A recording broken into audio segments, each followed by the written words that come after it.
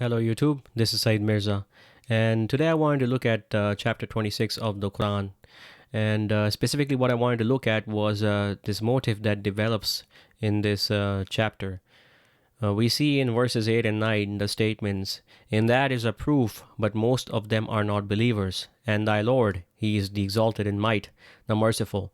Now, these verses, these dual verses, this it forms a motive, and this repeats throughout this chapter.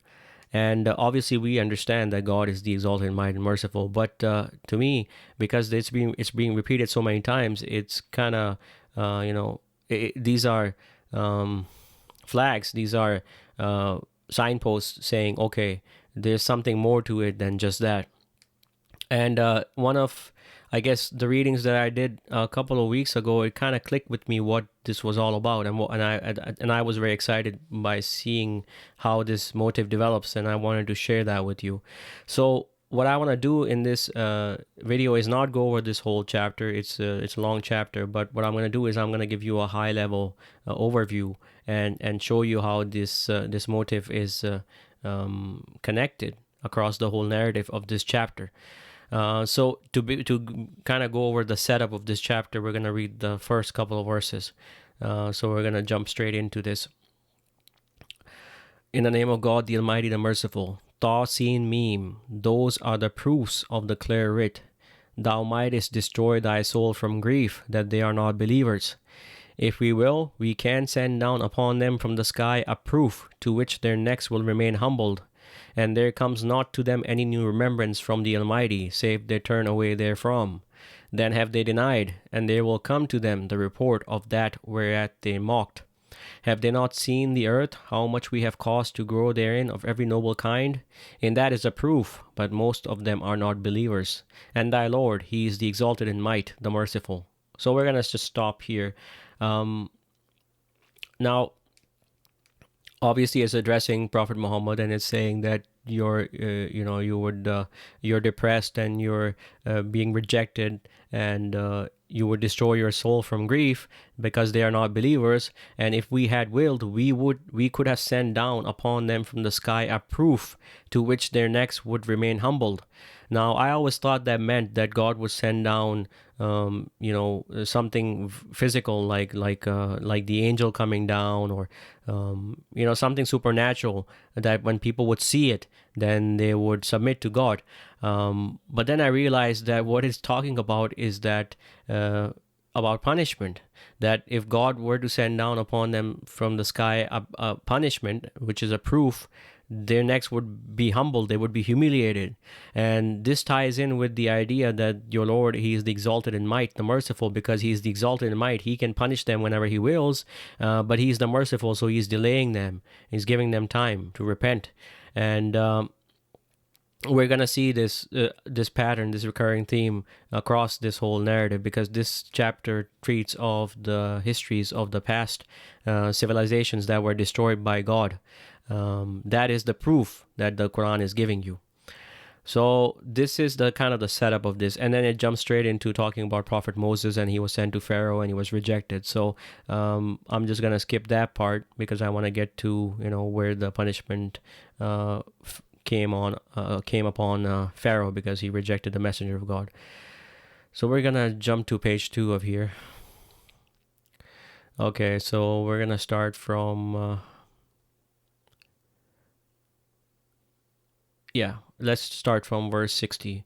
And they followed them at sunrise. This talking about Pharaoh's army following the children of Israel and Prophet Moses. And when the two hosts saw each other, the companions of Moses said, "We are overtaken." He said, "By no means, my Lord is with me, he will guide me." Then we instructed Moses, "Strike thou the sea with thy staff," and it parted, and each part was like a great towering mountain. And we brought nigh thereto the others, and we delivered Moses and those with him all together. Then drowned we the others. In that is a proof, but most of them are not believers. And thy Lord, he is the exalted in might, the merciful. So there you go.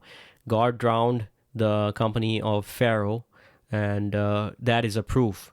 And obviously most of them are not believers, as in the people who are being addressed by the Quran. And thy Lord is exalted in might because he drowned the forces of Pharaoh, and he's the merciful because he is giving you time to repent. Okay, and then it talks about the prophet Abraham. He was sent to his people, and he said to him, what do you serve? And they said, we serve idols. And he said, they can't do anything for you, benefit or harm. They rejected him as well. Now, if you've been following Brother Gerrans' work, you know that these people were subsequently destroyed because the God protocol was activated by Prophet Abraham. Obviously, the Quran is muted on this happening, and there's reasons for that too, which you can explore in Brother Gerrans' book, The God Protocol. But what the Quran does here is that it jumps, instead of giving us the sort of the temporal punishment that became binding upon the people of Abraham, it jumps directly to the day of resurrection, where they enter the fire to abide in eternal punishment. And so we're gonna look at that a little bit. Okay, so here Prophet Abraham obviously delivers the warning to his people, and then they reject him, and he leaves. He migrates. Okay, it says, and hell will be made manifest to those who err, and it will be said to them, where is what you served? See, this connects with them serving, and Prophet Abraham saying that these idols can't help you or harm you. Where is what you serve besides God? Do they help you or help themselves? And they will be hurled therein, they and those who err, and the forces of Iblis altogether. They will say while they dispute therein, by God, we were in manifest error, when we made you equal with the Lord of all creation, and none but the lawbreakers led us astray. So now we have no intercessors, nor sincere loyal friend. Would that we might return and be among the believers. In that is a proof, but most of them are not believers, and thy Lord, he is the exalted in might, the merciful. Again, see the same recurrence of that theme. And by the way, this ties in again with the setup, because if you remember, I'm just going to jump to that, the beginning as well. We'll go to page 1 again. The setup was, if we will, we can send down upon them from the sky a proof to which their necks will remain humbled, and there comes not to them any new remembrance from the Almighty, save they turn away therefrom. Then have they denied, and there will come to them the report of that whereat they mocked. So they denied the hereafter, and the report of the hereafter, they will enter the punishment of hell. That is also coming to them. See, the report of what that whereat they mocked. That the Quran is giving you the sort of like the future, where they will regret not following the messenger. Anyway, jumping back to where we were, the Quran now starts talking about the people of Nuh, and now this is the beginning. This is sort of we fast forwarded to the end, and now we're kind of going back to the beginning, because Prophet Nuh is the first warner in the Quran. Okay, the people of Noah denied the emissaries when their brother Noah said to them, will you not be in prudent fear? I am to you a trustworthy messenger. So the same theme repeats, that he warned them, and they rejected the warnings, did not believe, and then he prays, my Lord, my people have denied me, so decide thou between me and them, and deliver thou me and those with me among the believers. And God fulfills the promise. So we delivered him and those with him in the laden ship. Then we drowned thereafter those remaining. In that is a proof, but most of them are not believers. So again, see, it's the same thing. By the way, this drowning theme, if you notice, this was before that. The drowning was for Pharaoh and his army, and then here the same theme is repeating, the drowning. So this is kind of offsetting that piece. Okay, now coming back, in that is a proof, but most of them are not believers, and thy Lord, he is the exalted in might, the merciful. Again, the same theme. God is the exalted in might. He can destroy you, the audience of the Quran, but he is the merciful. He's giving you time to repent. Okay, now it starts talking about Ad denied the emissaries when their brother Hud said to them, would you then not be in prudent fear? So the same theme repeats, and he warns them, they reject, and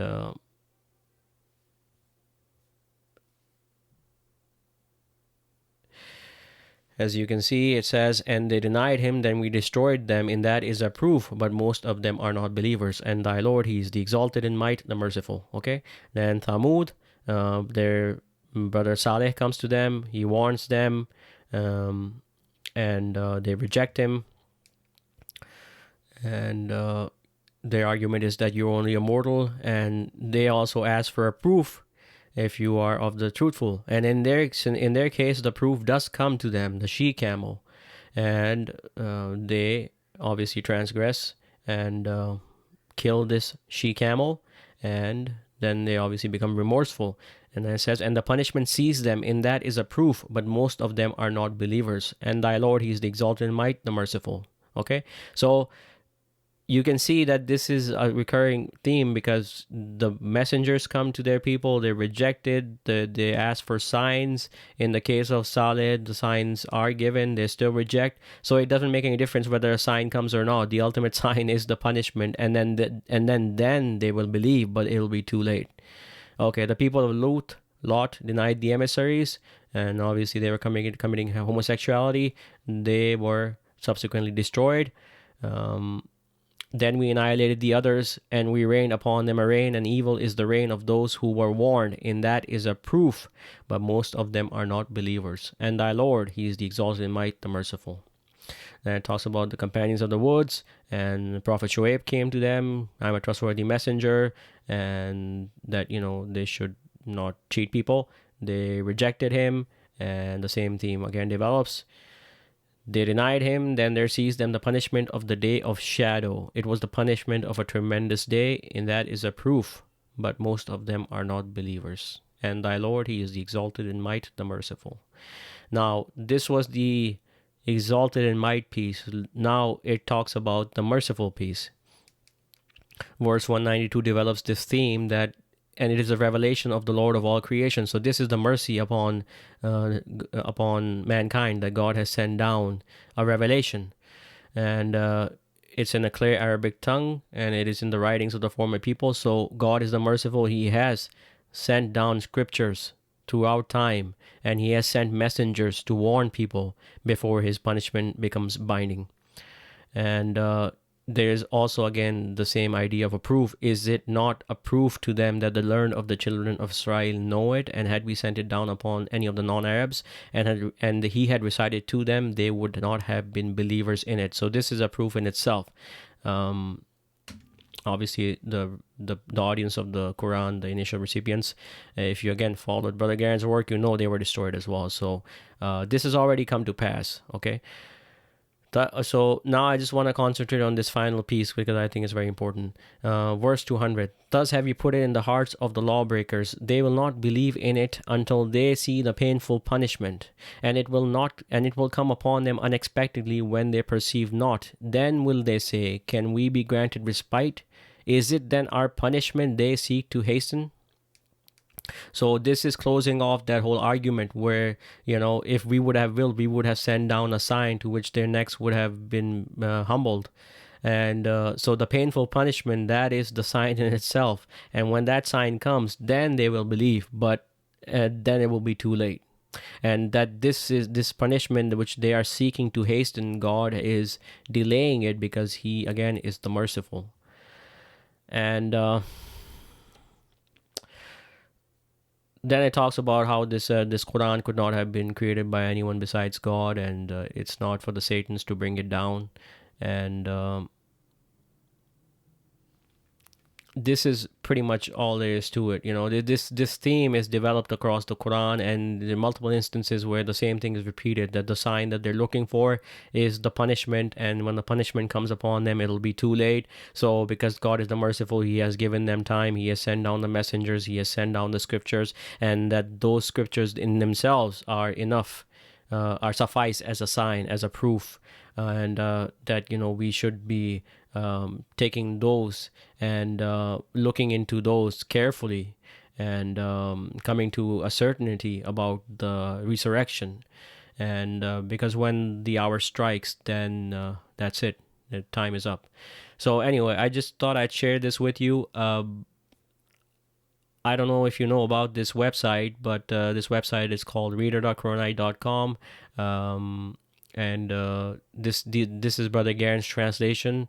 If you want more information on how to navigate this website, I made a short tutorial that I will put a link in the drop down box below, and going over some of the features of this website. You can check that out if you will. If you already know about this website, it's a great resource to cross reference the Quran and to investigate and study it. I find it very helpful. So anyway, all that to say, I hope that this was of some use to you, and God willing, until next video, peace and blessings be upon you.